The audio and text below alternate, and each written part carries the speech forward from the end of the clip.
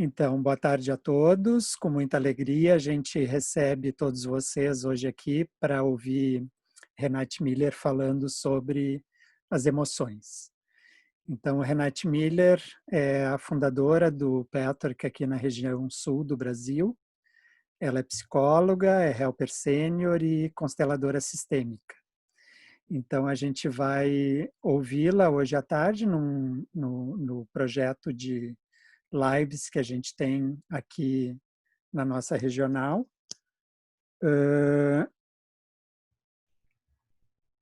Agora, deixa eu só olhar aqui a nossa gestora de comunicação, se está aqui só para falar da nossa...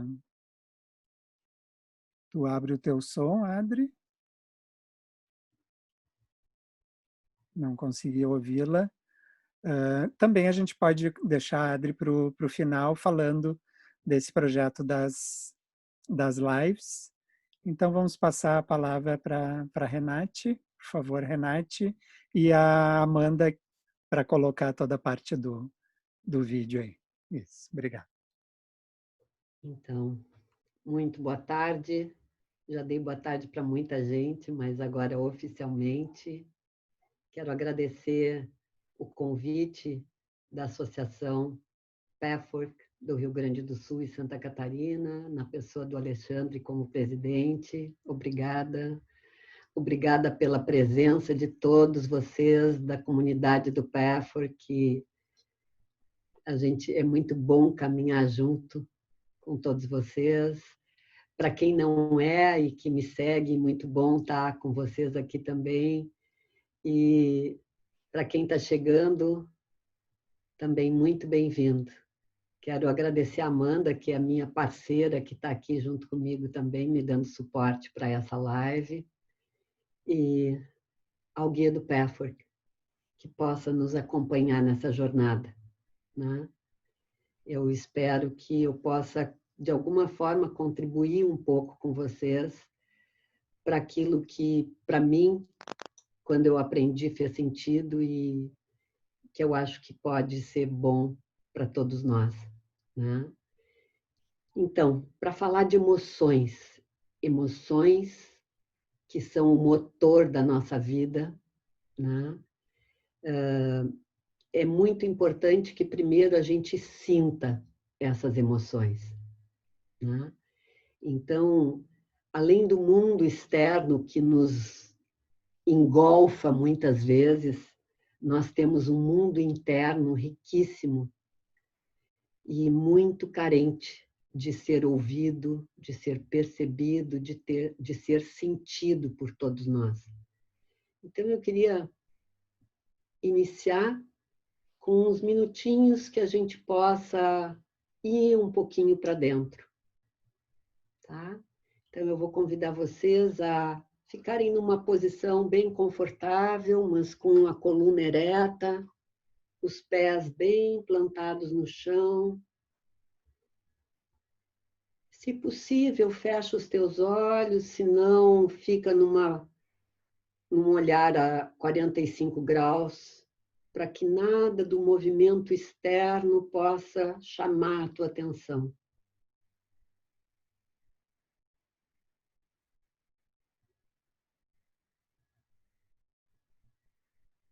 E agora só observa a tua respiração, sem querer mudá-la.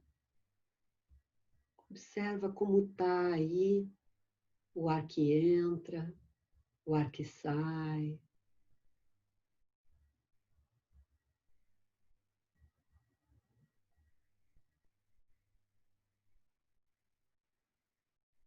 Observa os teus batimentos cardíacos.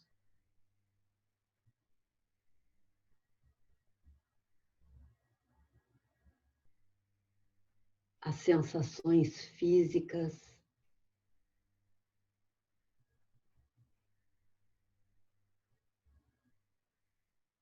Os movimentos involuntários.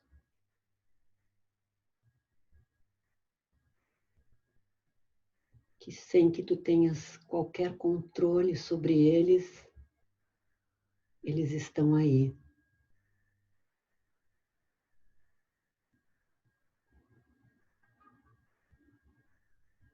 E percebe qual é a emoção, o sentimento que está te habitando nesse momento agora. Experimenta dar nome para aquilo que está aí, ocupando o teu espaço interno.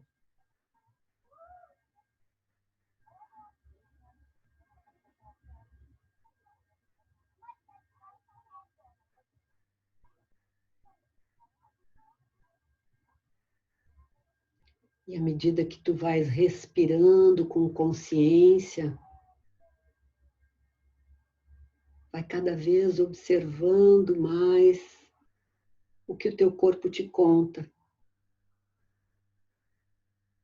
Se há tensão, contração em alguma parte do corpo, leva o ar, leva a consciência, como se tu pudesse dizer: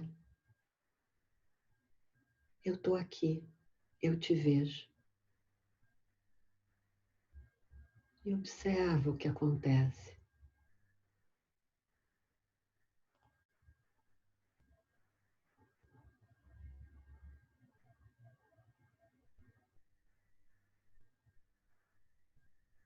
Observa novamente os batimentos cardíacos, a respiração.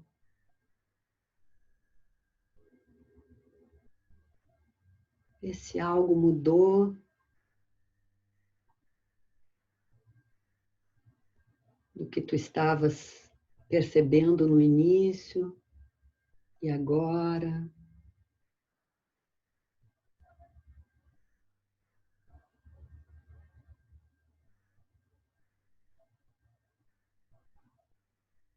E vai lentamente te trazendo de volta.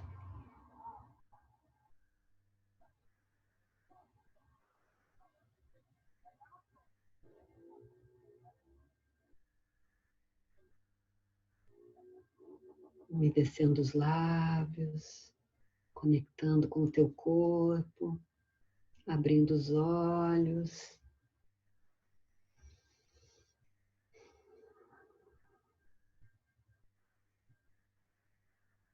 Não sei como é para vocês, se vocês quiserem partilhar no chat. Eu, sempre que eu faço esse exercício, que pode ser por breves momentos, eu observo que, à medida que eu vou percebendo a minha respiração, o que acontece no meu corpo, é como se eu vou relaxando, eu vou acalmando, né? E aí, eu pergunto para vocês, quantas vezes ao longo do dia tu olha para ti mesmo? Tu percebe conscientemente a tua respiração? Tu percebe os teus batimentos cardíacos? O sentimento que está acontecendo dentro de ti?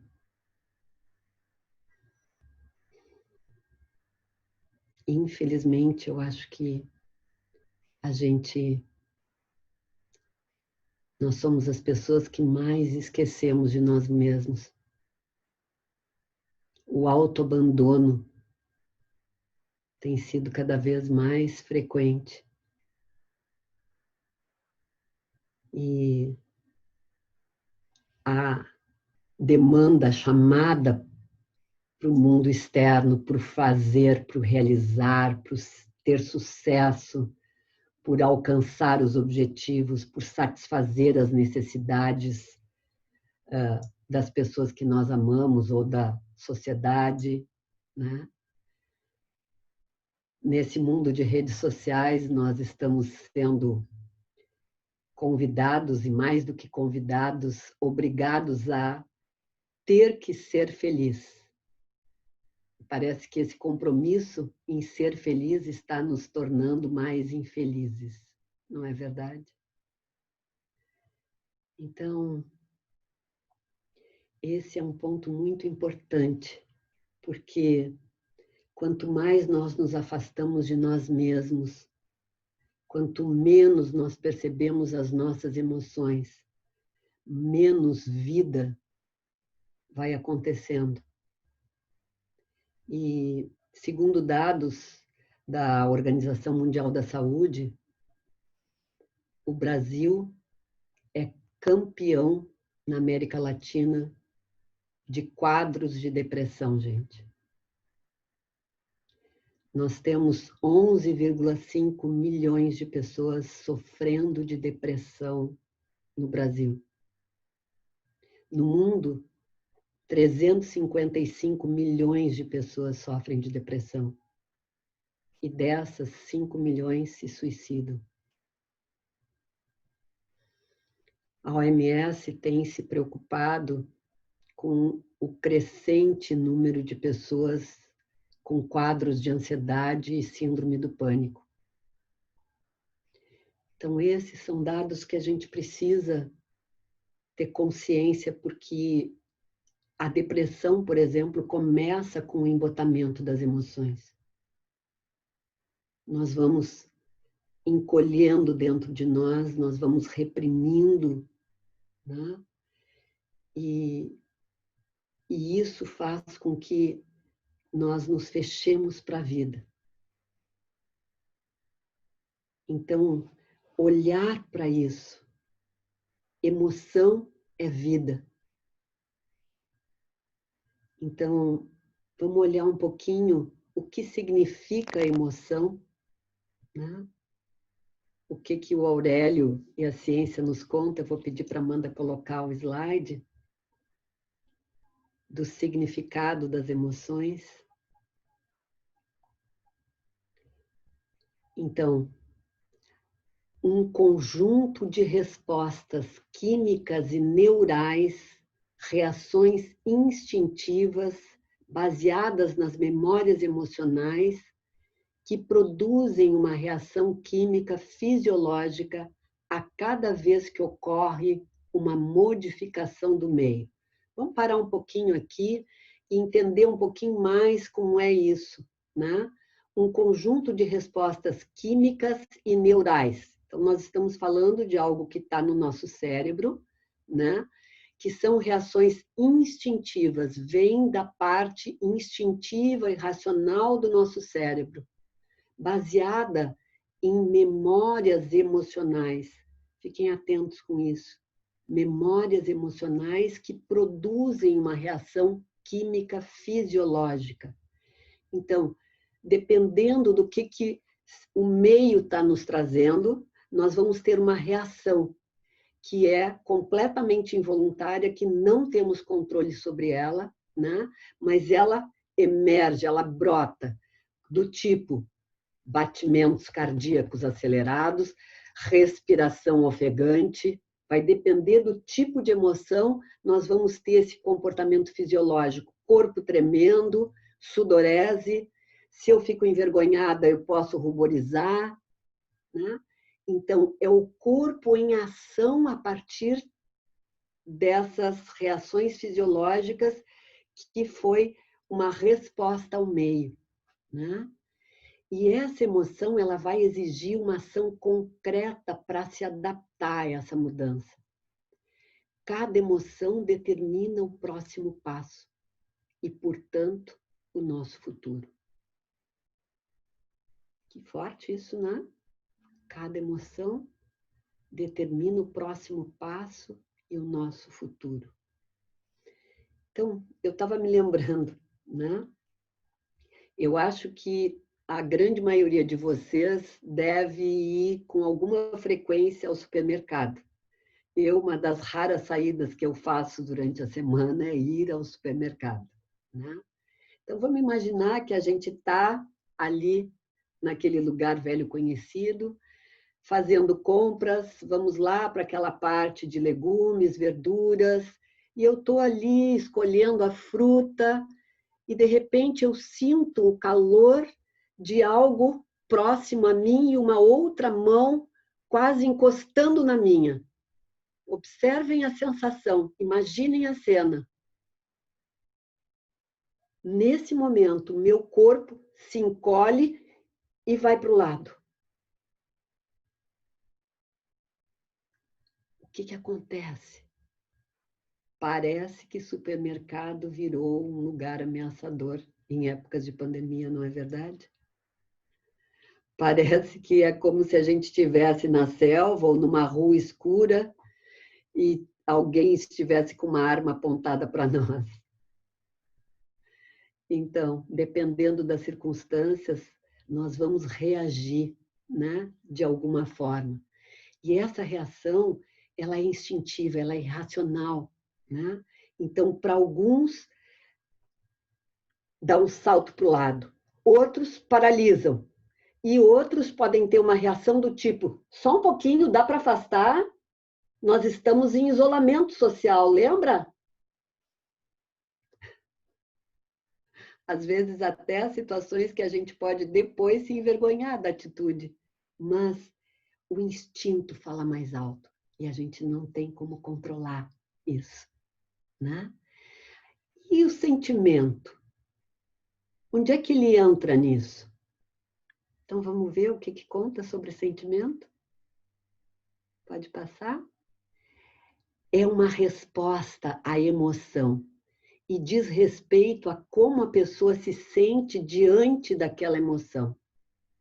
As emoções são reações inconscientes, enquanto os sentimentos são uma espécie de juízo sobre essas emoções. Em geral, a gente, no senso comum, nós costumamos usar emoção ou sentimento como sinônimo, e não está tudo certo, né? Mas, na realidade, o sentimento ele vem depois da emoção. É como se ele ficasse no sentido de definir o que nós sentimos, dar juízo de valor. Então, por exemplo, a outra pessoa veio, se aproximou do meu corpo, naquele momento eu reagi instintivamente, irracionalmente e inconscientemente, né? Mas em seguida eu posso me dar conta. Fiquei com medo de alguém se aproximar, fiquei com raiva daquela pessoa me invadindo o espaço. Então, eu vou identificar o sentimento. A ciência hoje ainda não sabe explicar muito sobre os sentimentos, né? Agora, o que se sabe, ainda não oficialmente, cientificamente explicado, é que nós temos sentimentos se sobrepondo a outros sentimentos, tentando esconder sentimentos reais, que a gente chama de sentimentos primários e secundários na psicologia, mas que, na realidade, o real sentimento ele é algo silencioso. E ele está lá no nosso cerne, né? Mas nós podemos usar essas duas expressões como sinônimos, emoção e sentimento. Tá tudo certo, né? Mas aí, gente, por que é tão difícil sentir? Ou é só eu que tenho dificuldade de sentir? Foi slide, Amanda? Oi? Pode trocar o slide, Amanda? Então, eu gostei dessa carinha, né? Dessa menininha, sem saber o que fazer com essas emoções que pulsam dentro dela, com esses sentimentos, né? E, em geral, eu diria que, embora pareça simples, na maior parte do tempo, muitas emoções estão em movimento dentro de nós e nós não percebemos. E uma das grandes causas da ansiedade, que a gente pode dizer, tem questões genéticas, tem questões fisiológicas, com certeza, mas também tem por não perceber o que se passa dentro de nós. Sabe aquele horário de rush, que tudo que é carro sai no mesmo horário ao mesmo tempo? É como se a gente vai acumulando emoções não vividas, não dando espaço, passando batido por cima delas até que tudo engarrafa aqui. E quanto menos nós sentimos as emoções, menos nós respiramos. Quem conhece a ansiedade, eu acho que não tem ninguém aqui que não conheça em algum momento uma ansiedade, né? A respiração fica curtinha, porque está tudo subindo aqui, né?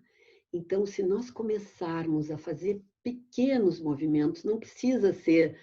Hoje nós começamos com... não chegou a 5 minutos, mas se eu, por 30 segundos, de vez em quando, respirar com consciência e fizer a pergunta: como é que eu estou? O que está acontecendo aqui? Só isso, gente, já é um grande movimento de abertura para um autocuidado. Quanto mais eu posso cuidar de mim mesma, mais autoestima eu vou ter e mais autoconfiança para lidar com o mundo, né? Agora, essa dificuldade de sentir, eu diria, e o Pafford nos conta, que tem a ver com a nossa história. Então, eu vou convidar vocês a gente olhar um pouquinho a nossa história evolutiva. Ok? E aí, tu pode tirar o slide, Amanda? Nós podemos olhar, gente, para memórias que estão dentro de cada célula do nosso corpo. Nós guardamos memórias de toda a nossa história. E se a gente voltar lá atrás, né, o ser humano, ou seja, todos nós viemos de uma região única na África. Uma parte da África que era muito íngreme, com uma geografia muito instável, com altos e baixos, e um clima muito também conturbado, às vezes com ciclos glaciais, às vezes com calores de deserto, e isso fez com que os nossos ancestrais tivessem que se esforçar muito para conseguir sobreviver a essas intempéries todas. Mas graças a todo esse esforço, nós conseguimos nos fortalecer para poder vencer outras espécies. Então, o Homo sapiens foi aquele que continuou, né? Foi de todos os primatas o que pôde seguir adiante. E quando a gente conhece um pouco dessa história, é emocionante ver como que os nossos ancestrais, caminhando, correndo, eles saíram da África e se espalharam pelo mundo, gente. Caminhando, correndo. E para sobreviver, né? Inicialmente, nós éramos seres bastante isolados, completamente instintivos. O nosso cérebro funcionava basicamente com 2 sistemas, um de alerta, que era para nos atentar para onde o perigo podia estar emergindo, e o sistema de recompensa ou de gratificação, que é o que nos dá prazer, né? Prazer com o alimento, prazer com o sexo, e as duas coisas, como proteção e como preservação da espécie, nos trouxeram até aqui, né?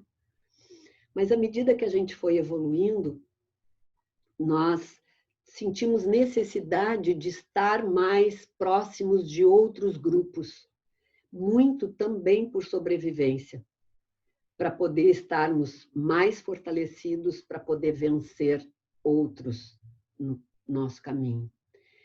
E à medida que a gente foi se agrupando, ainda dentro de um conteúdo instintivo, usado de uma forma bastante violenta, né? Tanto a parte do instinto agressivo, como a parte de um sexo que não diferenciava, né, entre as espécies, nós começamos a correr risco de sobrevivência. Então, foi necessário, né? E aí eu faço uma comparação que tudo, o micro está no macro e o macro está no micro, né? Então, se a gente olhar para a nossa evolução enquanto indivíduos, a criança é completamente instintiva e racional.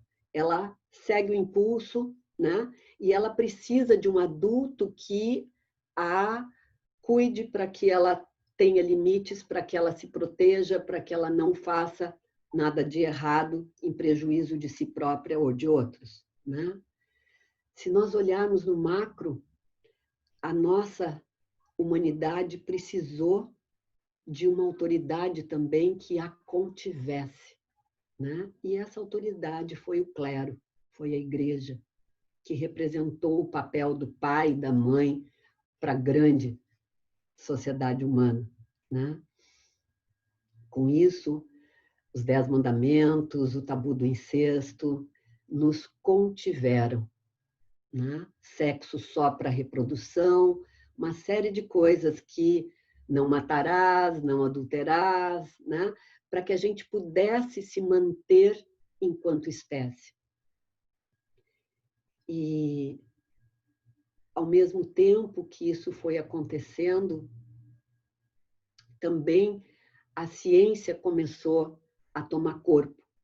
E uma figura que se destaca aqui é Descartes, né? Filósofo, matemático, ele foi bem importante para poder trazer um método dedutivo, o racionalismo.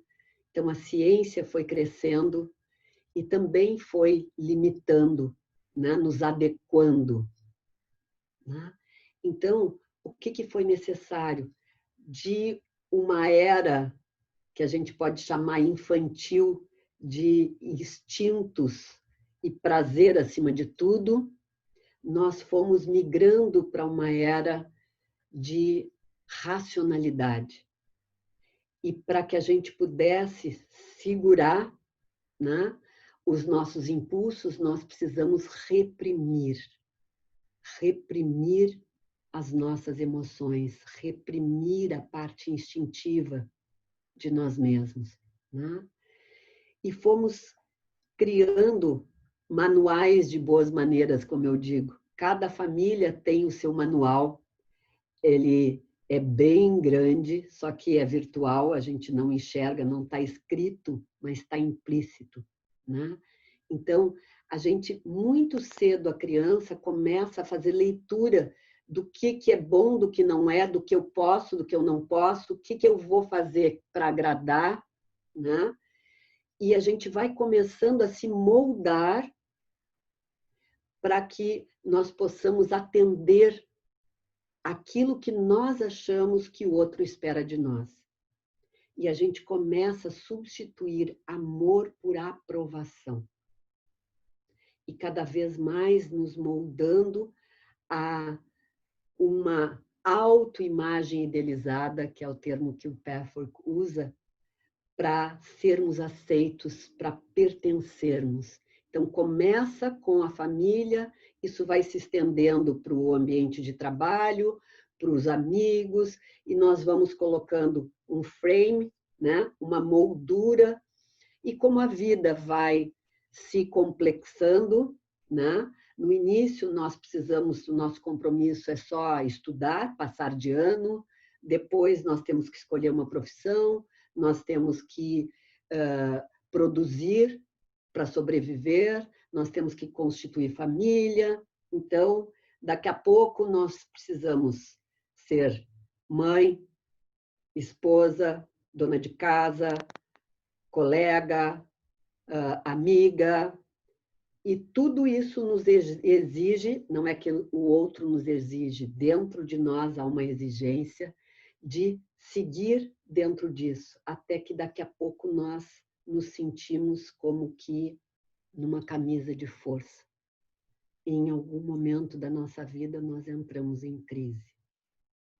Alguém conhece algo parecido com isso? Ou fui só eu que passei por essa crise? Então, por volta de 30 anos, eu comecei a entrar em crise com todos os meus papéis. Fui fazer terapia, até que eu encontrei o Pathwork, né? E é por aí, é nessa fase, mais ou menos, alguns antes, alguns depois, que a gente começa a entrar em crise de identidade e a querer entender mais o que se passa conosco. E é aí que eu digo que é uma fase muito boa, porque a gente começa a se auto-perceber, a se autoconhecer, né? Então, assim, nesse movimento todo, né, o Pathwork nos conta, e é uma coisa bem legal de saber, que lá atrás, muito antes de nós termos registros da nossa história, a humanidade tinha abertura para uma dimensão mais sutil, que a gente pode chamar do inconsciente coletivo, né? A humanidade tinha acesso a anjos, a demônios, a tudo que existe no inconsciente coletivo. Mas nós tínhamos um ego ainda muito frágil, que não sabia discernir entre o bom e o mal. E isso estava causando problema, né? Então, foi necessário que a gente pudesse cobrir essa nossa multidimensionalidade, esse acesso à dimensão maior de nós mesmos. E a história marca alguns momentos bem importantes, por exemplo, na Idade Média, quando a Santa Inquisição queimou centenas de milhares de pessoas, os ditos hereges, né? Ali foi a grande tampa que foi colocada. Eu coloco fisicamente aqui, né, como uma tampa que fecha o nosso canal para essa dimensão maior. Mas foi necessário, gente, porque quem já visitou esse inconsciente coletivo sabe que ele é fascinante. E nós tínhamos grandes chances de ficarmos aí como, né, pipas penduradas sem conseguirmos ancorar a nossa energia na Terra. Então, para que a espécie pudesse realmente vingar, nós precisamos enraizar muito, materializar muito, né? E hoje nós vivemos numa era que a gente conquistou muitas coisas. Olha a beleza do que nós estamos aqui vivendo, né? Nós temos mais de 200 pessoas unidas numa grande sala virtual, né? Juntas, querendo saber mais de nós mesmos, querendo saber mais das nossas emoções. E isso é possível porque a tecnologia evoluiu muitíssimo. Mas, ao mesmo tempo que tudo isso evoluiu, que nós saímos da teoria mecanicista de Isaac Newton, que fomos para a teoria sistêmica de Einstein, que nós já sabemos que estamos conectados, interligados com o mundo todo, mas, ao mesmo tempo, nós estamos presos, né, numa dificuldade de poder nos conectar conosco mesmo e com o nosso sentir. E por que mesmo? Lembram das memórias que a gente, memórias emocionais, que está lá no significado das emoções? Então, nós guardamos memórias emocionais dos nossos ancestrais, do nosso ser instintivo, primitivo, que foi violento e que às vezes não está tão longe, né? Nós ainda vemos aqui, na nossa realidade hoje, barbáries, como essa semana tivemos uma, infelizmente, ainda temos pessoas vivendo presas nos instintos, provavelmente doentes, com certeza, né? Mas o que acontece? Quando a gente mantém esses instintos por muito tempo reprimidos, necessidades reais não são atendidas.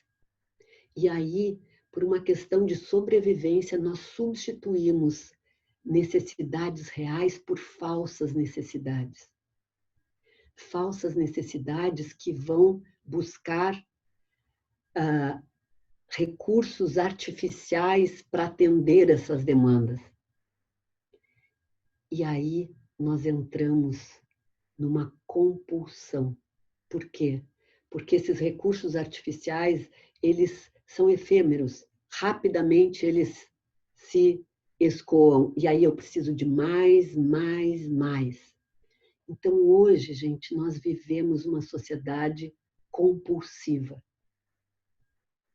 Compulsão por comer, por comprar, por droga, por álcool, por jogos, por sexo, tentando substituir necessidades reais que estão lá na nossa parte instintiva. Né? Nós já evoluímos, sim. Nós já conquistamos, por exemplo, a inteligência emocional. Nós já conquistamos a inteligência espiritual. As universidades começam a falar sobre espiritualidade. Isso não é mais algo absurdo, né? Mas nós ainda brigamos. O Pafford diz que nós estamos ficando tempo demais nessa fase. Nós já sabemos, ele nos conta que nós já temos um ego saudável que sabe discernir, mas ainda dentro de nós guardamos essas memórias e que instintivamente nos traz medo, né? Medo de, e se eu sentir raiva e eu acabar sendo violenta e atacar o outro? E se eu sentir tristeza e eu for para aquele buraco que eu nunca mais vou conseguir sair?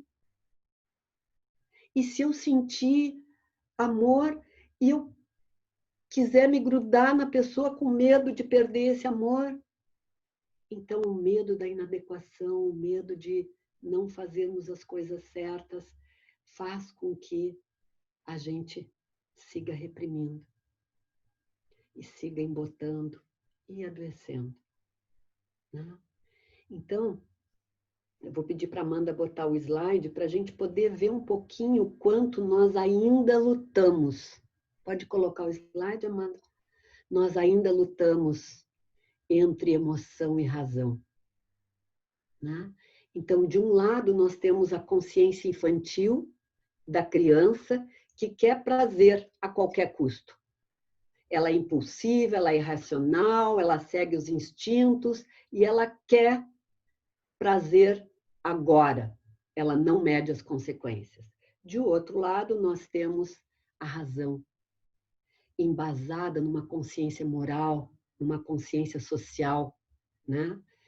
Que segue o dever, que segue o que tem que ser feito para sermos aceitos.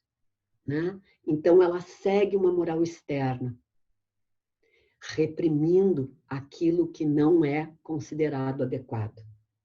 Né? Mas, gente, hoje nós temos um ego.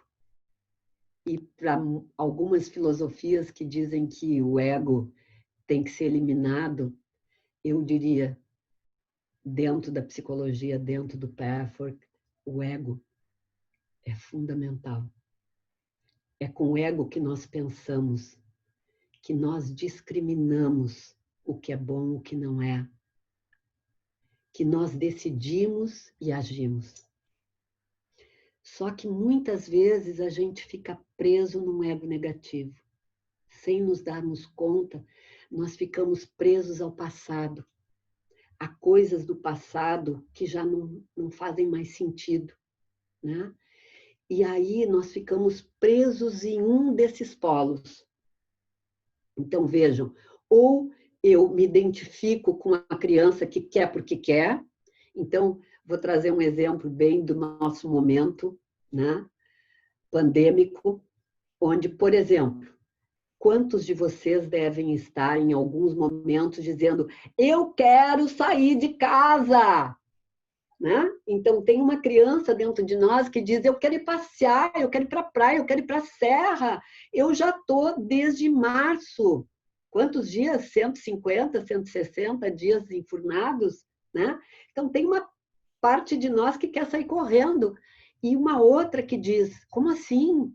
Tu já pensou que um monte de gente deve estar enlouquecido querendo fazer a mesma coisa? E aí tu vai para a serra, tu vai para a praia, tu vai conviver com um monte de gente, tu sabe que tem gente que não usa máscara, que não respeita, e aí daqui a pouco tu já te viu entubado numa emergência, tu já te viu contaminando outras pessoas.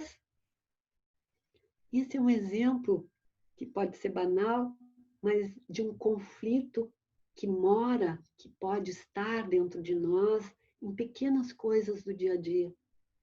E que a gente nem percebe algumas vezes, mas que nos tensiona. E às vezes, esse conflito, se nós temos outra ou outras pessoas próximas a nós projetamos no outro um desses lugares. Então, eu posso ser a parte da criança que quer prazer a qualquer custo, e alguém próximo a mim vai ser aquele que vai ser o crítico, ser o que vai me conter, me reprimir, dizendo que eu estou errada, ou o contrário, né? Alguns de nós ficam mais na parte da criança, outros mais na parte do severo, né? Mas não importa se o outro está me trazendo isso, e é ele que complica a história. Não, gente. Porque esse outro está trazendo uma parte que também é minha.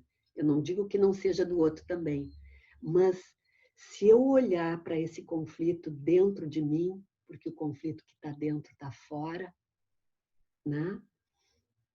Se eu me der conta que o que está fora está dentro, eu vou poder olhar e com o meu ego positivo, que também existe dentro de mim, sim.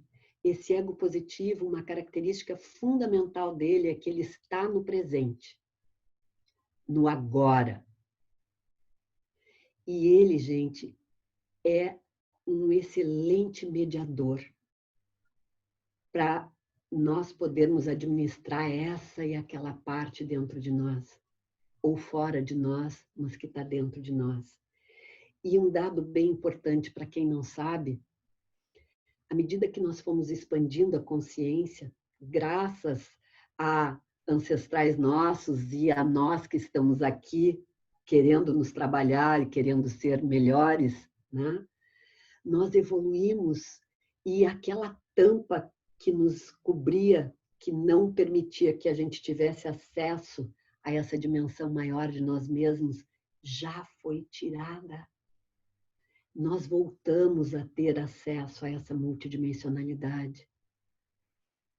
Muitos de nós aqui já sabem disso, mas talvez alguns saibam e não saibam como fazer. Mas nós podemos sim, nós podemos acessar partes de nós que tem um eu observador que pode nos mostrar a realidade como ela é com clareza, um eu sábio que pode ver todas as possibilidades e não aquela única que é a velha conhecida que eu repito sempre. Nós temos uma essência que é pura luz e que nós podemos pedir ajuda quando nós estamos no presente, nesse ego positivo adulto. Eu posso pedir ajuda para essa dimensão maior de nós mesmos, né?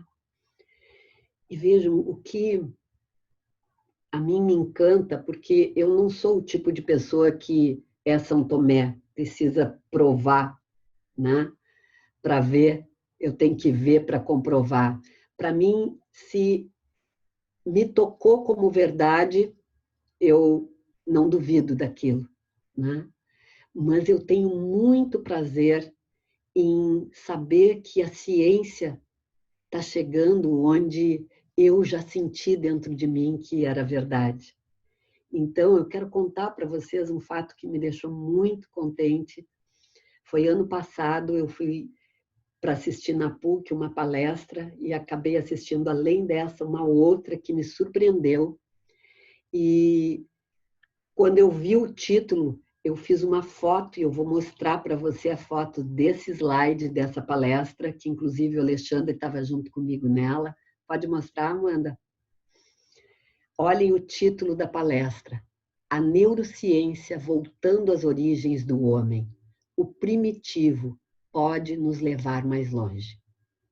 Foi uma palestra com o André Palmini, que é um grande neurocientista aqui da PUC, conhecido internacionalmente. Olhem o que está dizendo essa palestra. O primitivo pode nos levar mais longe.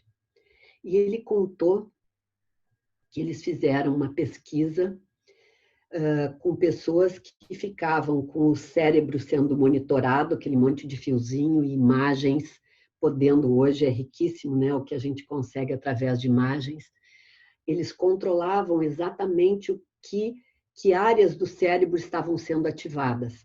Então, essas pessoas foram colocadas para assistir um filme, todas elas juntas, simultaneamente, assistindo um filme, e cada um dos cérebros sendo monitorados. E esse filme tinha partes dele que dava pause, ficava meio que parado no vazio. E o que chamou muito a atenção deles? Nesse momento de pause, de vazio, todas as pessoas tinham uma área do cérebro que era ativada naquele momento, que eles chamam a área supervisora. Em outras palavras, no cérebro nós temos este eu crítico que diz, não, aqui não pode entrar. Sabe leão de chácara? Aquele segurança grandão que fica lá impedindo que tu entre, né? E é entrar onde, gente? É entrar nessa dimensão maior de nós mesmos. E por tudo que é. Nós temos, por toda essa repressão que foi necessária, que botou a tampa, nós temos dentro de nós isso fechado.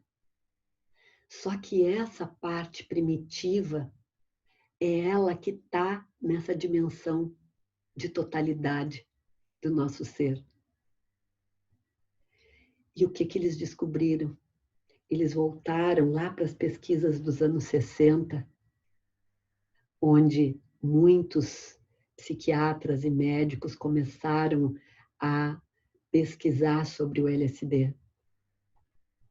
E o que se sabe é que com o uso dessa substância psicoativa, essa área supervisora era nocauteada.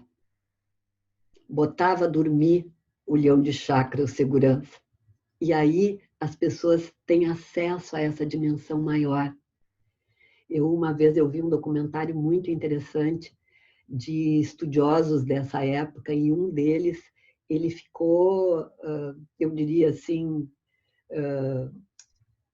compulsivo. Ele acreditava que se toda a humanidade usasse o LSD, nós íamos conseguir estarmos todos em estado de plenitude. Ele não se deu conta que isso era artificial, né? E que durava pouco. Mas a intenção dele era válida. Hoje a gente sabe que esses estados podem ser conquistados, por exemplo, através da meditação, né? O atual mindfulness que está na moda, que beleza, né? Mas esse é um estado que a gente pode chegar, sim, com um pouquinho mais de trabalho do que usando uma substância psicoativa. Mas o que a psicofarmacologia está conseguindo hoje, gente? Eles conseguiram sintetizar o LSD e começaram a fazer testes com pessoas com depressão severa, que eram completamente refratários a todo tipo de antidepressivo, e alcançaram mais de 50% de resultado. Essas pessoas começaram a voltar do seu embotamento, porque começaram a se abrir para essa dimensão maior. Não é fantástico? Então, bota o outro slide, Amanda. Eu conto para vocês porque eu estou bem entusiasmada, eu estou fazendo uma pós-graduação de neurociência.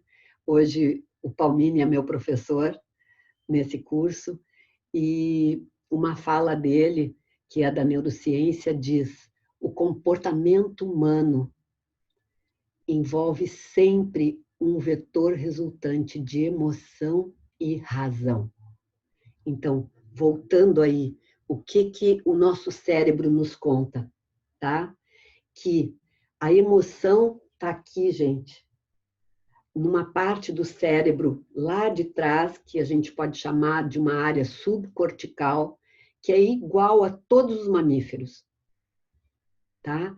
Então, as nossas emoções são elementos primitivos, básicos à sobrevivência. Aqui está ainda a mesma lá dos primatas. O sistema de alerta, né? E o sistema de recompensa, de gratificação, de prazer. Né? E o ser humano tem um grande diferencial, que é isso que nos diferencia de outros primatas. Né?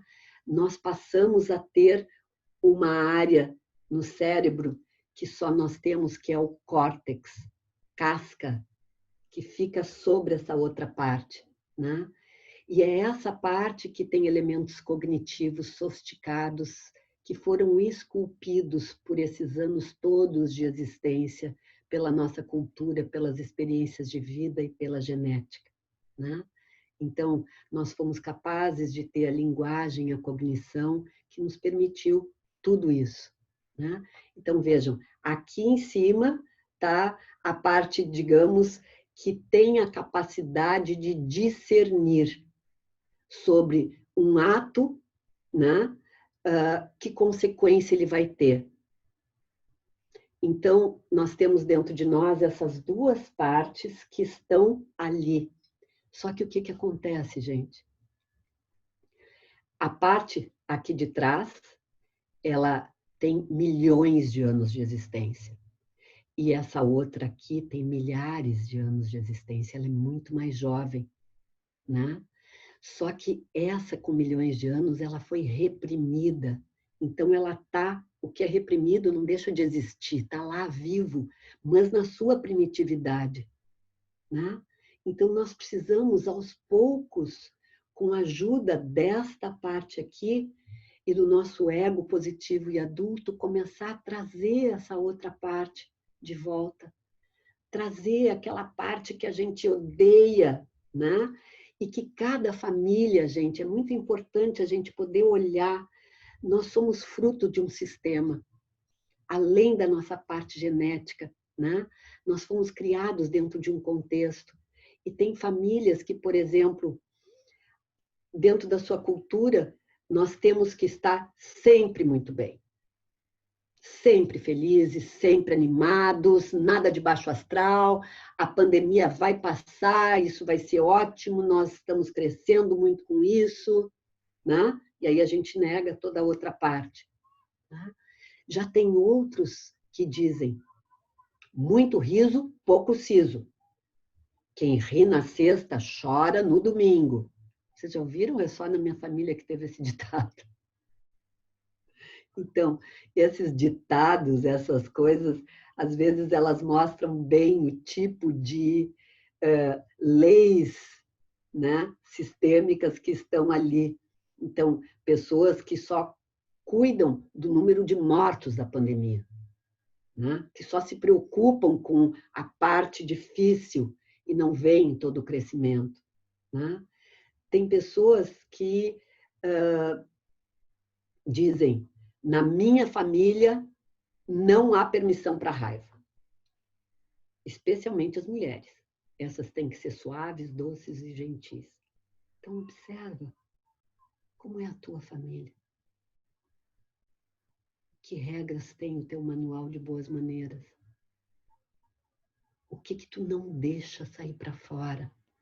Quais são as emoções que estão completamente amordaçadas dentro de ti?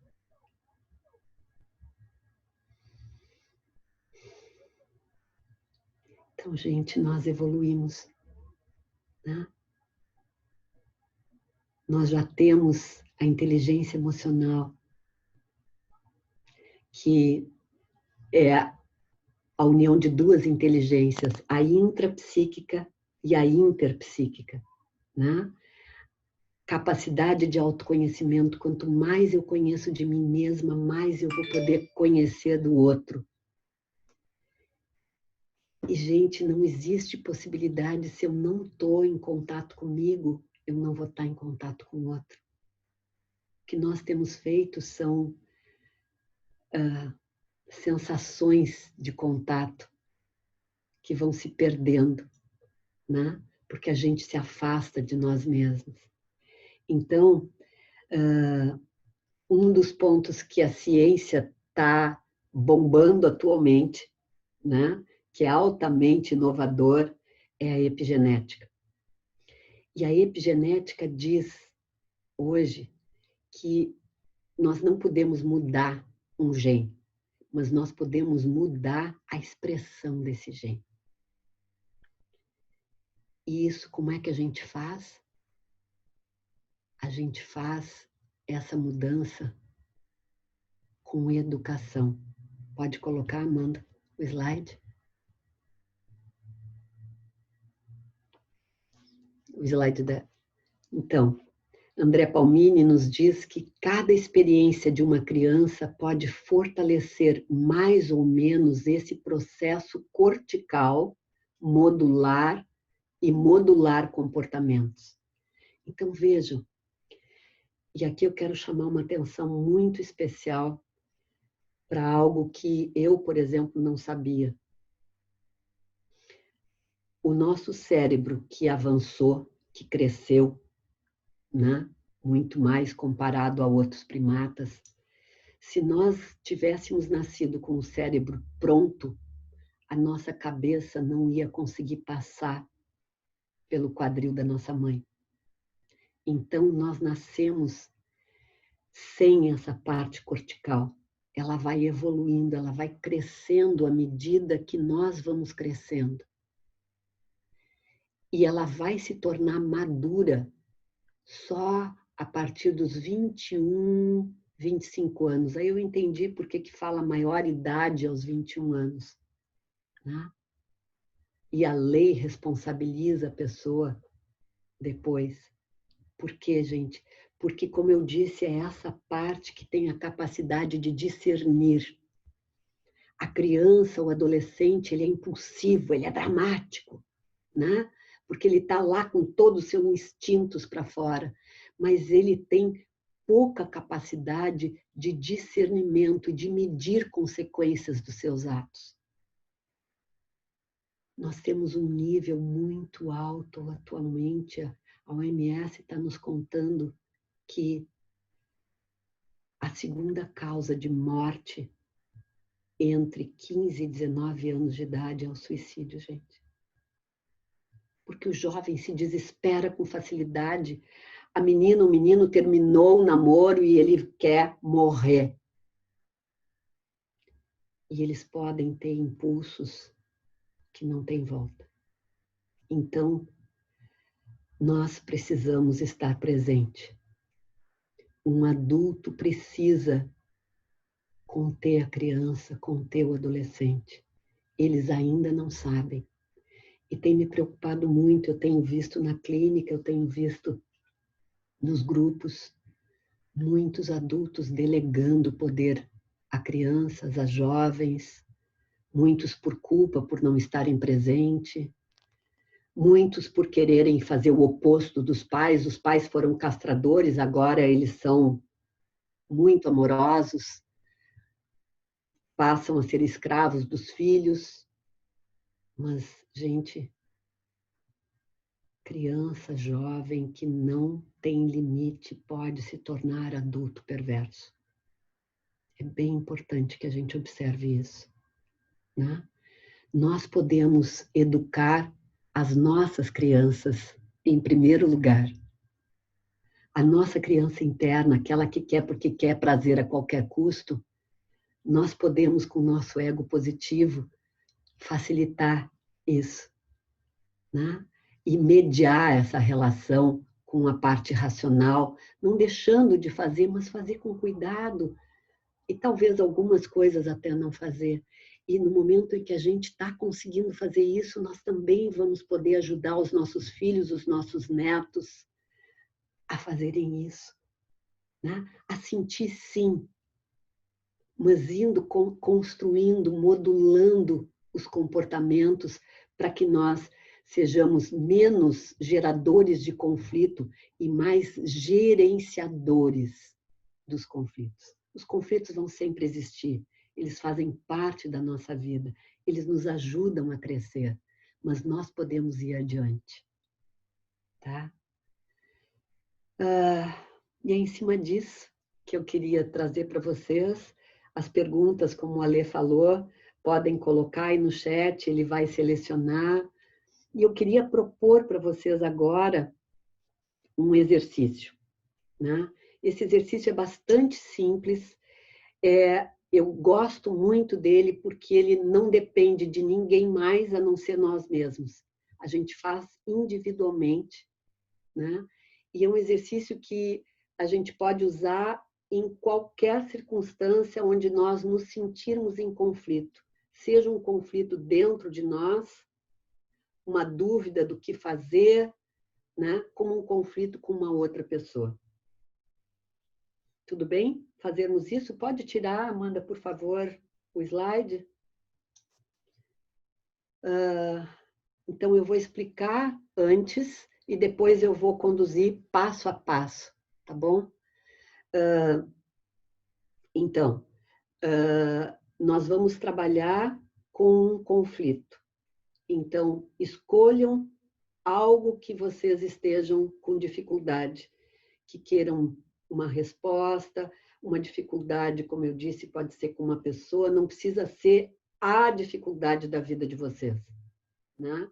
Pode ser uma das dificuldades, ok? E nós vamos trabalhar com o nosso ego adulto e vamos colocar de um lado uma das partes e de outro lado outra parte. A gente vai trabalhar de pé, eu vou mostrar para vocês, vamos fazer passo a passo, mas eu quero primeiro explicar um pouquinho, né? E aí, alguns de vocês podem perguntar, mas que parte? Eu não preciso saber. A parte é a criança, é o eu crítico, é a emoção, é a razão.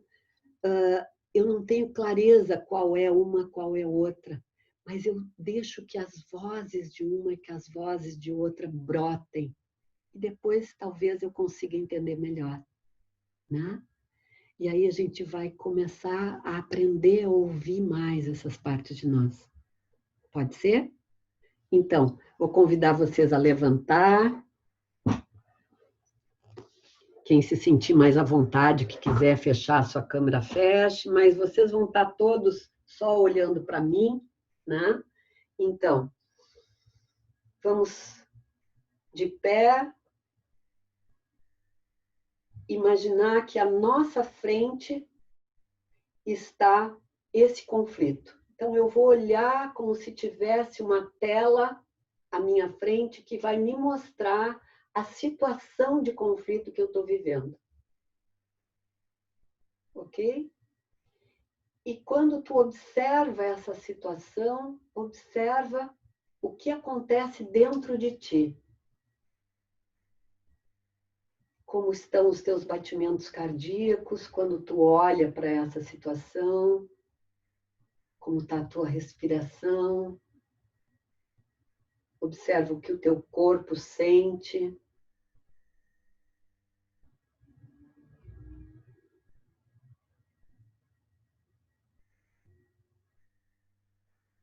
E agora tu vais imaginar que um passo à frente está o teu ego positivo, o teu ego adulto. E tu vais entrar nele dando um passo à frente. Então, vou te convidar a dar um passo à frente. Respira. A dificuldade continua ali na tua frente. E agora tu vais imaginar que uma parte do conflito está aqui à tua esquerda e outra à tua direita. Tu vais, nesse ego adulto positivo, pedir ajuda para essa parte mais elevada de ti mesmo, imaginando a tua multidimensionalidade, imaginando que tem aspectos mais evoluídos de ti, e tu pede ajuda para essas partes, do teu eu observador, para a tua consciência maior, para a tua essência divina, o teu anjo da guarda, para aquilo que tu acreditas, para te ajudar a conectar, a ter mais clareza do que está acontecendo aí dentro de ti ou no conflito com outra pessoa. E agora tu vais dar um passo para a tua esquerda. E vais respirar aí, observando as sensações que vêm no teu corpo, como é que o teu corpo se sente, que emoções brotam. Ouve, dá ouvidos para essa parte, deixa que ela se expresse. Tu podes fechar os olhos se quiseres e ir para dentro de ti e escutar.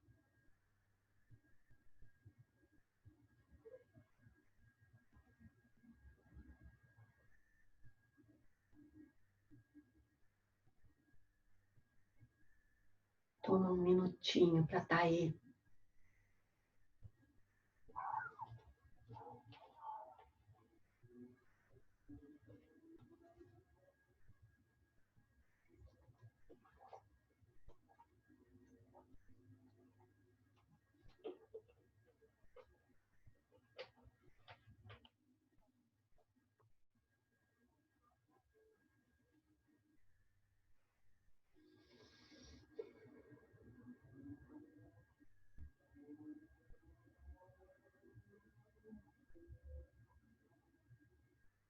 E agora, volta para o teu centro, volta para o ego positivo. E esse ego positivo agora olha para essa parte que acabou de ser ouvida. E é como se tu pudesse dizer para essa parte: eu te vejo. Eu te escuto. Mesmo que tu não tenhas percebido nada com clareza, tu quisesse ouvir essa parte. Ela se sente percebida. E talvez tu possa ainda seguir o exercício em outro momento, pedindo para ela: eu ainda não entendi bem. Tu pode ser mais clara? Se não agora, mais tarde, vai ficar mais claro. E agora tu vais dar um passo para a direita e entrar nessa outra parte de ti. E da mesma forma, se tu quiseres, fecha os teus olhos e observa tudo o que acontece.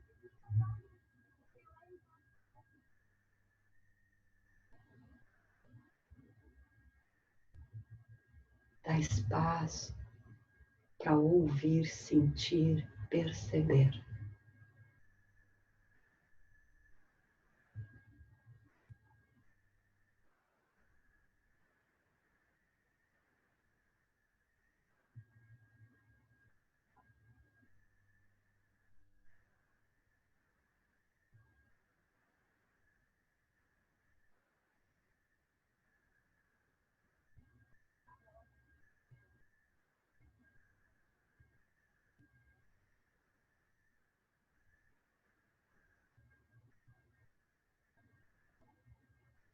E agora volta para o teu centro e olha para essa parte que tu acabou de fazer contato. E diz para ela: eu também te vejo. Eu também te escuto. E agora voltando para o teu centro e novamente te alinhando com níveis superiores, pedindo ajuda. Se for melhor, fecha os teus olhos.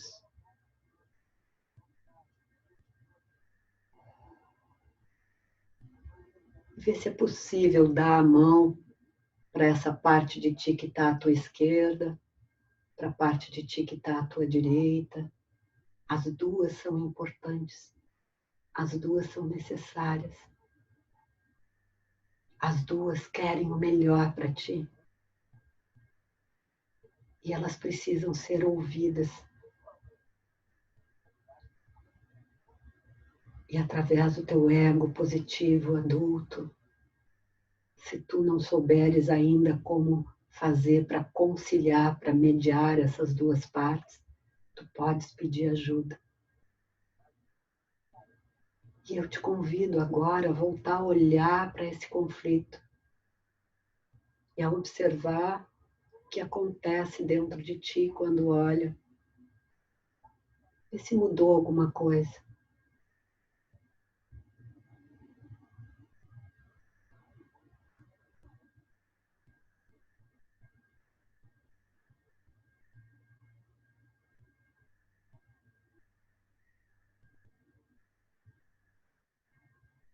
Talvez mesmo que tu ainda não tenhas consciência, algo dentro de ti pode ter mudado. E a sensação do teu corpo pode ser outra diante desse conflito. Talvez a resposta não venha exatamente agora.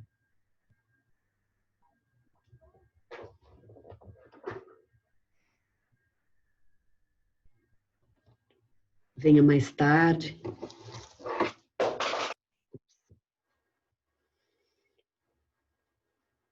Amanhã, semana que vem. Mas se tu continuares pedindo ajuda para olhar, a resposta vai vir. Então agora eu queria que vocês sentassem, que vocês pudessem guardar tudo isso dentro de vocês. Deixar quietinho, isso vai continuar reverberando. Como eu disse, tu podes voltar quantas vezes tu sentir necessidade para esse contato. O Jung dizia que a negociação entre as nossas partes é uma habilidade muito importante. O Pafford fala muito disso, né? Então, Alexandre, eu estou aberta para as perguntas. Ok, então, o Raimundo Moraes pergunta se toda emoção é uma reação e todo sentimento é resultante de um juízo de valor. Toda emoção é uma reação química, neuronal, que se manifesta no nosso corpo através de expressões fisiológicas. E o sentimento é um juízo de valor. É o que vai denominar o que essa emoção trouxe. Isso é o que se sabe até hoje. O Luiz Inácio pergunta por que é tão difícil sentir, que não ficou claro para ele. Ok, Luiz. Então, vê, como eu disse, e não sou eu que disse, a ciência diz, né, que a emoção vem carregada de memórias, né? Então, nós trazemos isso, a ciência já explica, né? No nosso DNA. Antigamente, para vocês terem uma ideia, antigamente nós conhecíamos só 2% do nosso DNA, que é essa parte genética da cor do cabelo, da cor dos olhos, essa coisa que a gente já conhece dos fenótipos, mas eles descobriram recentemente que 98% que eles consideravam lixo, e eu acho que, convenhamos, como é que vai ter uma parte do DNA lixo? Mas, enfim, até aí a ciência não sabia o que fazer com isso, jogava fora, né? Então, 98% não é lixo, né? E é nesta parte do nosso DNA que estão todas as memórias da nossa ancestralidade. E isso está fazendo revisão geral. Nós vamos ter, daqui a um tempo, uma medicina muito mais preventiva, porque vai se poder fazer um mapeamento daquilo que, por exemplo, para vocês terem uma ideia, hoje através da placenta, é possível mapear e ver se aos 70 anos nós vamos poder ter tendência até Alzheimer, por exemplo. Não sei o quanto isso é bom saber com tanta antecedência, mas que a gente vai poder ter mecanismos de prevenção com isso, com certeza, né? Então, o que eu quero dizer é que a história nos habita, Luiz. E por nos habitar, e nós tivemos tantas memórias de mau uso dos nossos instintos que nós temos muito medo de sentir, porque a emoção vem dos nossos instintos. Então, a gente tem medo de não saber lidar. A gente não ainda se deu conta que nós temos hoje discernimento que antes não tínhamos.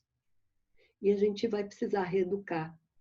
Hoje, ainda bem que tem muita coisa boa, eu dei dados bem negativos, mas, gente, nós evoluímos muito, né? Hoje nós temos virtudes que estão aqui na área do córtex pré-frontal, maravilhosas, e a pandemia está nos mostrando isso, quanta solidariedade, não é?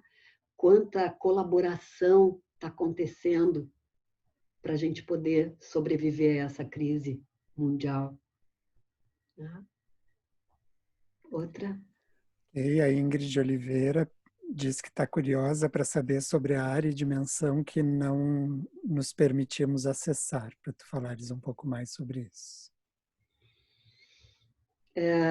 Na realidade, é esse inconsciente coletivo, Ingrid, né?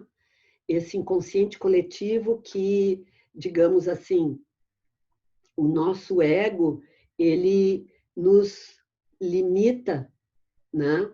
Áreas do cérebro, que não é o ego exatamente, né?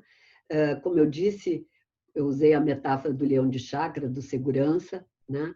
Nos impedindo para ir para o nosso inconsciente, né? Porque ali tem o tudo. E é esse tudo que antes nós tínhamos, quando nós éramos puro instinto, pura primitividade, nós tínhamos acesso a isso tudo. E foi aí que foi fechado, né? Então, agora nós estamos nos abrindo para essa dimensão maior de nós mesmos. O Belfort trabalha muito com instrumentos que nos ajudam a nos alinhar nessa dimensão maior. Mas isso é educação, é aprendizado, né? E à medida que a gente vai se abrindo, nós podemos nos abrir para a dimensão maior, porque a gente vai saber discernir. Isso é bom, isso não é, né? Isso sim vale a pena, isso não. Espero que eu tenha respondido. A Luciana Bueno Santos está assistindo com a mãe dela e pergunta: como lidar com um depressivo que não quer se tratar, não acredita em terapia e medicamentos? Difícil, né? Tudo depende, assim, ó, porque tudo é uma questão de nível, né, gente? Tem muitas pessoas hoje que eu observo que nesse, né, ser feliz é moda, então, assim, não dá para ficar triste, né? As pessoas nem usam mais a palavra eu estou triste, eu estou deprimida. Vocês já observaram isso? É só eu que observo, né? Não tem, ninguém diz, eu estou triste, não, estou deprimida.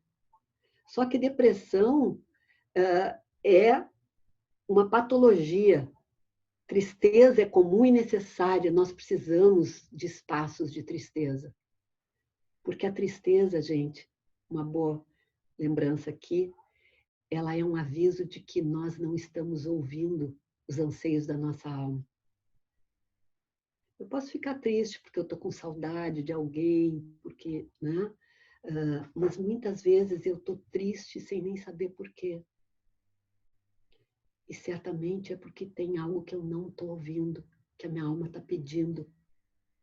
E a tristeza é necessária para que eu me volte para dentro e que eu me escute, né? Então, num grau maior, fica patológico, né? E tem níveis, dentro da patologia tem níveis, né? Como eu disse, o caso esse que está se usando essa medicação ainda em teste, né? é um caso de depressão severa, né? Que todos os outros recursos não foram alcançados.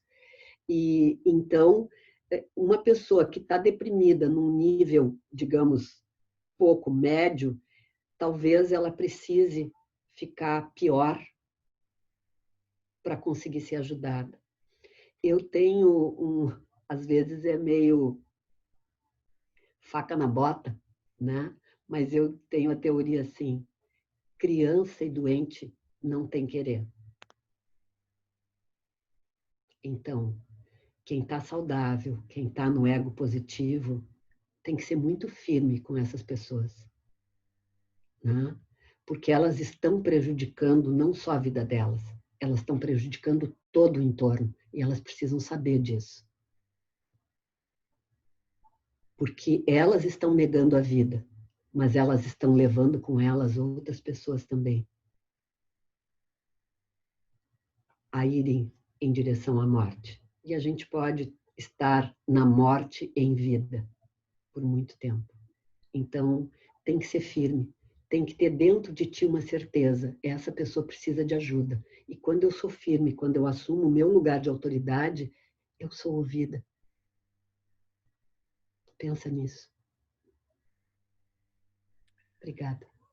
A Lúcia faz referência à palestra 101 e pergunta se tem conexão com o conteúdo que tu apresentaste.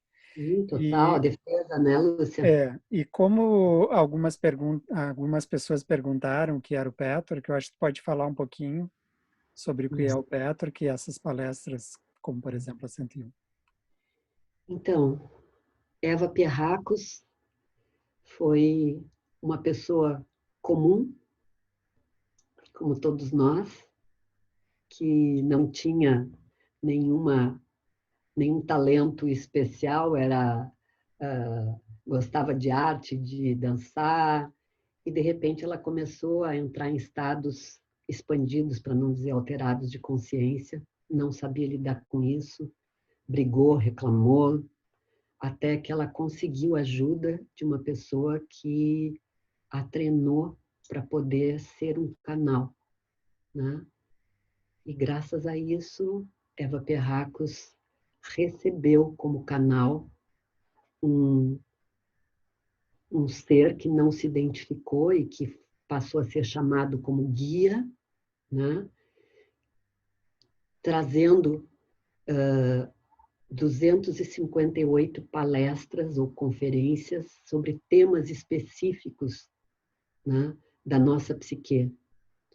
E numa visão muito mais, digamos, transpessoal, né? Não só no nível do ego, mas no nível da nossa transpessoalidade. Ou seja, nós somos além daquilo do nosso nascimento até a nossa morte, né? E segundo essa abordagem, nós planejamos a nossa existência, nós temos uma tarefa, não é uma, né? Mas nós temos um propósito para estar aqui, né?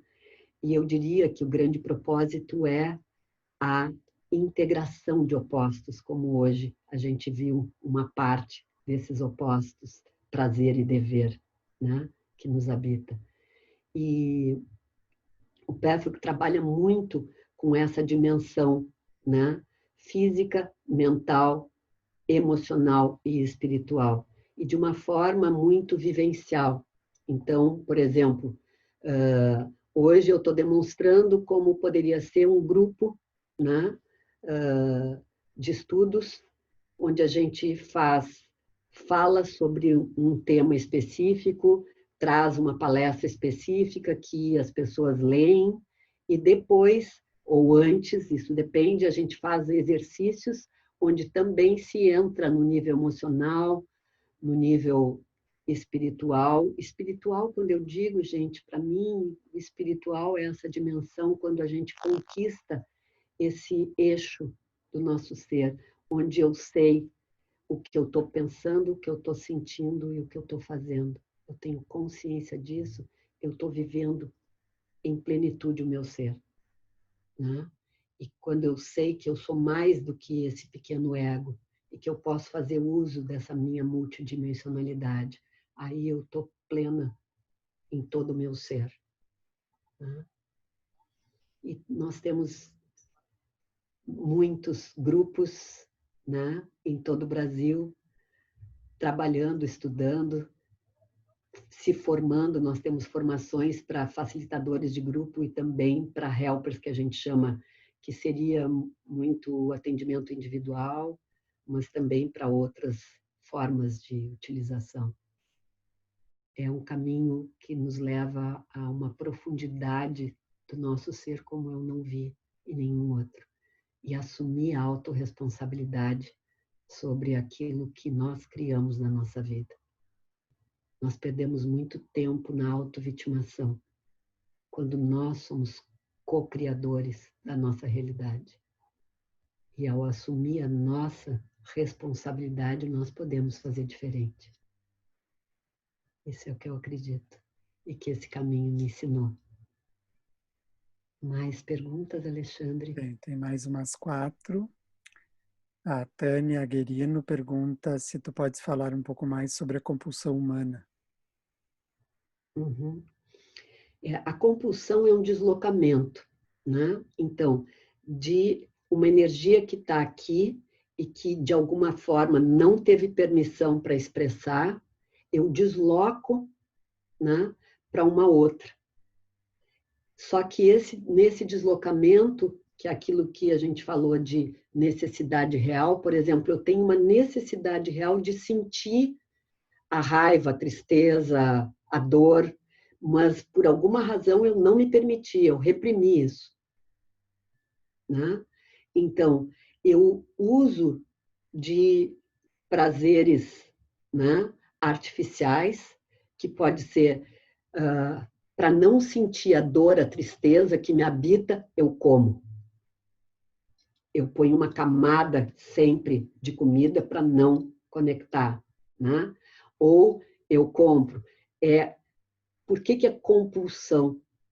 Né?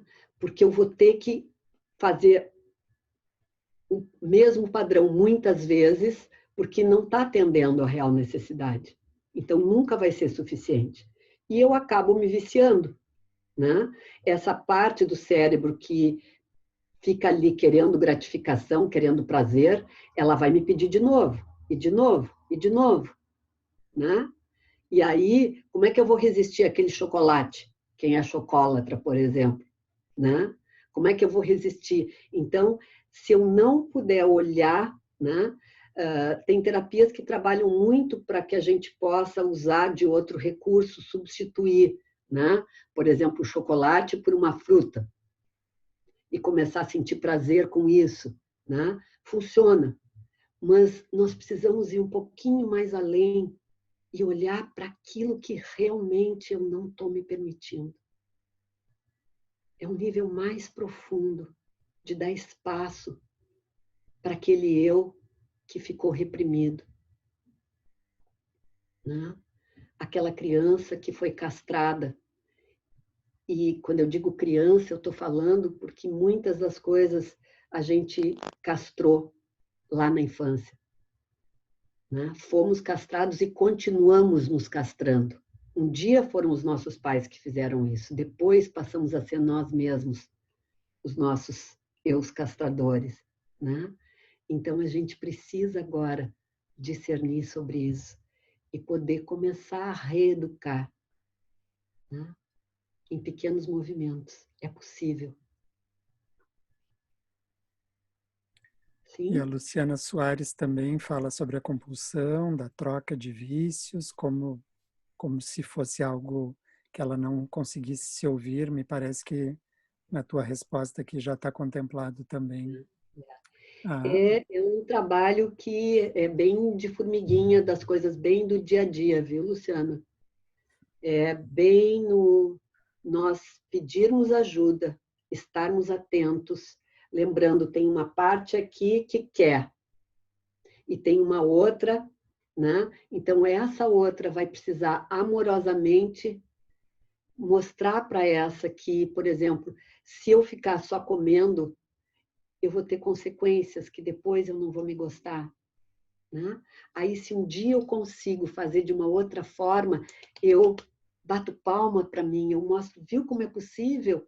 Mas eu também não vou me excomungar se no dia seguinte eu falhar. Esse é o ponto. Nós temos um eu muito duro dentro de nós, gente. Ele foi construído ao longo de eras, né? E ele está aí. Hoje a gente não é queimado na fogueira, mas a gente comete algumas barbaridades conosco mesmos. Então, é preciso, primeiro, tá? Identificar. Segundo, reconhecer. Isso é meu. E terceiro, e o mais importante, aceitar com amorosidade as nossas partes distorcidas e feridas. Que Aos são, pouquinhos. que são bem as etapas do Patrick, né? Exatamente. A Deia pergunta se tem uma indicação para ela, como mãe, ser um guia para o crescimento das emoções da filha. Na casa dela, fala sobre emoções e tem a possibilidade de mostrar tristezas e raiva também. Então, uma indicação de como ser um guia para o crescimento emocional da filha. É difícil falar nisso numa resposta, né? Mas eu diria que a primeira coisa, gente, é fazer conosco mesmos. Quando eu consigo ser um bom guia de mim mesma, eu vou conseguir ser uma boa guia, né? Quando eu puder dizer, eu me lembro antigamente, se eu via, eu me lembro quando eu era pequena e depois, né? Quando eu fui mãe, que muitas mães diziam, engole o choro. Alguém já ouviu essa? Engole o choro, né? Então, não precisa engolir o choro, né? Mas eu posso mostrar o que tu está sentindo. A criança começa a aprender o que ela está sentindo. Eu me lembrei agora, não quero tomar mais muito tempo, a gente já está esgotando, né? Mas tudo passa, nós somos um ser único, né? Se nós adoecemos fisicamente, é porque nós tivemos coisas dentro de nós que nos fragilizaram. Quando a gente começa a se ouvir, o que me fez ter essa dor de barriga? Eu me lembro que um dia meu filho tinha uns 12 anos e foi para a praia passar o final de semana com um coleguinha. E ele voltou muito impressionado. Mãe, o fulano teve uma crise de asma e o pai e a mãe médicos e ninguém perguntou para ele por que ele estava fazendo a crise, o que tinha acontecido, como é que ele estava. Só deram remédio para ele. Porque a gente aprendeu, né, nesse caminho que nós precisamos nos ouvir. Se eu não fiquei bem, o que está acontecendo dentro de mim que me levou a essa fragilidade, né? A adoecer fisicamente. Então, esse olhar, à medida que eu vou fazendo isso, eu estou ensinando o meu filho que ele pode se escutar, que ele pode verificar. É bom isso, né? Tá doendo? Como é? E aprender a respeitar. Eu posso chorar lá no cantinho, não preciso ficar berrando aqui. Né? Dar limite amoroso, gente, é a maior educação. E para isso nós precisamos aprender a dar limite amoroso para nós mesmos. Algo mais, Alexandre? Temos mais umas 3 perguntas aqui. Deixa eu te ler as perguntas, daí tu vê se dá para... A Ingrid pergunta se as emoções são reações involuntárias e os sentimentos podemos controlar. A Valéria pergunta se essa contribuição da neurociência e o que o guia nos traz de expansão da consciência através de um trabalho árduo, se a impressão minha, dela, né, que você está num caminho próximo de um trabalho comportamental. Aí a Daisy pergunta, quando falas da atuação do LSD, já ouviste falar do documentário DMT, A Molécula do Espírito? Basicamente seriam essas. Não vi sobre a molécula do espírito, não. Pode ser interessante. Eu vi um outro documentário que falava bem sobre isso. Mas recorda um Se pouquinho. aproxima do comportamental. As emoções são reações, mas o que eu disse, imagina assim, ó, tudo dentro de nós que ficou reprimido, ficou com a idade que foi reprimido. Entende? Então, nós podemos educar essas emoções para que elas saiam, não assim, né? Mas que eu possa aprender, por exemplo, para isso primeiro eu preciso sentir a raiva, o meu corpo, estou falando de raiva porque é uma coisa que a gente em geral tem medo, né? Do que eu faço com ela. Mas eu não preciso botar a raiva para fora. Meu corpo é um container que tem capacidade de respirar e dar espaço para essa raiva se expressar em mim sem que eu precise botar para fora. E muitas das coisas que a gente sente não precisa botar para fora, porque só o fato de eu sentir, eu já vou entender que eu estava numa coisa ilusória, que eu estava botando a responsabilidade no outro. Eu não estou dizendo que o outro não possa ser responsável também, mas eu já vou eliminar de uma boa parte que eu estaria jogando para lá, que está cá. Se eu puder dar tempo para sentir aqui, né? Aí eu vou começando a educar as minhas emoções. E elas vão sair de uma forma mais madura. Tem muitos elogios sobre o conteúdo, por te conhecer, enfim. Eu vou chamar a nossa gestora de comunicação para falar das nossas lives e depois a gente se despede aqui da Renate. Ok. Abre.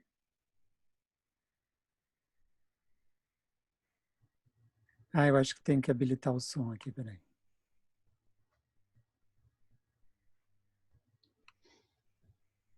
Ativei. Deu. Ok. Obrigada, Alexandre. Parabéns, Renate. É sempre muito bom te ouvir, a tua contribuição. E tão ampla, não só em relação ao PEFOR, mas a novos estudos, a ciência. Então, é sempre muito bom essa expansão de todo esse teu conhecimento e a generosidade de trazer para a gente. E eu queria avisar a todos as próximas lives agora de agosto. Então, nessa terça-feira, às 19h30, a gente vai ter a live Comunicação com Deus, onde a facilitadora Rita Fagundes entrevista a facilitadora Nádia Bonato pelo Instagram Rita Fagundes. Depois vocês podem olhar nas nossas mídias, que vai ter tudo publicado lá. Toda semana a gente vai anunciando e reforçando esse convite, né? E ainda em agosto, no dia 30 de agosto, que é um domingo, a gente tem feito essas lives das lideranças nos domingos, acreditando que é um momento onde as pessoas estão mais disponíveis. E no domingo do dia 30, às 17 horas, é uma live em parceria com o PEFORC da Argentina, onde a gente vai trazer a colega Fabiana Saca, que é uma liderança na Argentina, nas formações do PEFORC lá, e ela vai falar conosco sobre manifestando o céu na terra. Tá? Então, imperdível também, que todos vocês possam voltar aqui, vai ser pela plataforma do Zoom.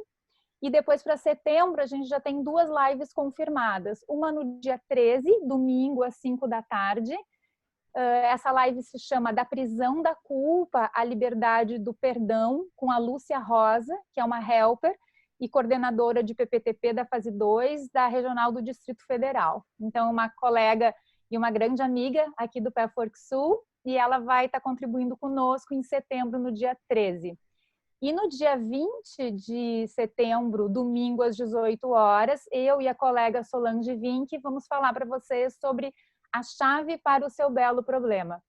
Então, a gente vai trazer um pouco para vocês dessa metodologia das chaves que fazem parte do PEFOR, contribuindo também nessas lives de lideranças, esse projeto que é totalmente gratuito e que no meio dessa pandemia faz com que a gente possa dar as mãos, sentir juntos, conhecer mais pessoas do Brasil, do exterior. Então, tem sido uma felicidade poder, final de semana e em outros momentos, compartilhar com colegas de vários lugares. Então, estão todos convidados. os eventos são gratuitos. Olhem a nossa página no Pathwork Sul, do Facebook, do Instagram. Sigam acompanhando e todas as lives são gravadas. Então, não se preocupem se a conexão caiu, se perdeu algum pedacinho, se a família interrompeu, teve que correr para atender alguém. Vocês podem assistir depois várias vezes de novo, anotar coisas que perdeu, que não deu tempo, tá? Fiquem bem à vontade, bem próximos a gente. É um prazer estar aqui. Obrigada, gente. Devolvo a palavra para o nosso presidente, Alexandre Berg. Obrigado, Adri. Tu escreve ali no bate-papo os nossos canais que tem pessoas perguntando. Agora E eu vou passar para a Rê se despedir agora, Rê. Tu pode botar, Amanda, o slide que tem em todos os canais, por favor.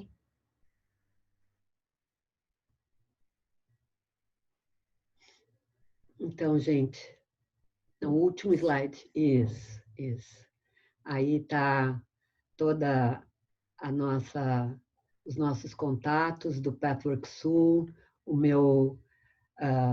o site do Pathwork Sul, o meu site, Facebook, o meu e do Pathwork, né? E se vocês quiserem também receber o nosso material dos cursos, tem um telefone de WhatsApp, que se quiser anotar, 999360623, manda um WhatsApp com um oi, e aí tu faz parte da nossa lista, e a gente pode avisar quando tiver novos cursos, além de todos que o Pathwork oferece. Eu queria agradecer mais uma vez, Alexandre, a ti, a toda essa comunidade, a presença de vocês, por estarem aqui nesse momento que eu acho que é muito especial para todos nós, onde a vida está nos convidando a dar um mergulho dentro do nosso eu e buscarmos sermos melhores. E eu digo assim, eu acho que a gente não faz ideia do que um evento como esse, com mais de 200 pessoas unidas, com um propósito comum, pode reverberar para o todo, né? Então, minha profunda gratidão a todos vocês e que a gente possa estar juntos de alguma forma. Se não for pessoalmente, virtualmente, se não for virtualmente, por propósito de buscadores que todos nós, com certeza, somos. Obrigada, gente. Mais uma vez, obrigado, Renate. E a gente vai abrir aqui o áudio, porque todo mundo gosta de dar um tchau de ativado. Vamos ver aqui. Cada um daí ativa aí pode dar o tchau. Obrigado, Renate. Até logo. Obrigada. Obrigada, Renate. Obrigada. Muito obrigada. Valeu, Renate. Obrigado, Renate. Muito obrigada. Obrigada, Renate. Muito obrigada. Gratidão, Renate. Gratidão, muito A bem. todos. Obrigada. Obrigada, Renate. Obrigada, Renate. Obrigado, Renate. Tchau, tchau. Tchau, Renate. Tchau para vocês. Obrigada, Amanda, por estar aí, por estar comigo. Obrigado, Alexandre. Obrigado. Obrigada, Renate. Tchau, Jorge. Obrigado, Rê. Obrigado. Tchau. Deixar aqui. Obrigada, Renate. Obrigada, Alexandre. Tchau, Clô. Adri. Um abração em todos. Beijo. Um abraço, beijo. Beijo a todos. Tchau para todos. Beijos. Obrigada. Tchau. Tchau. Tchau. Muito obrigada. Oi, Bia. Obrigada, querida. Obrigada, Renate. Bom demais. Obrigada mesmo.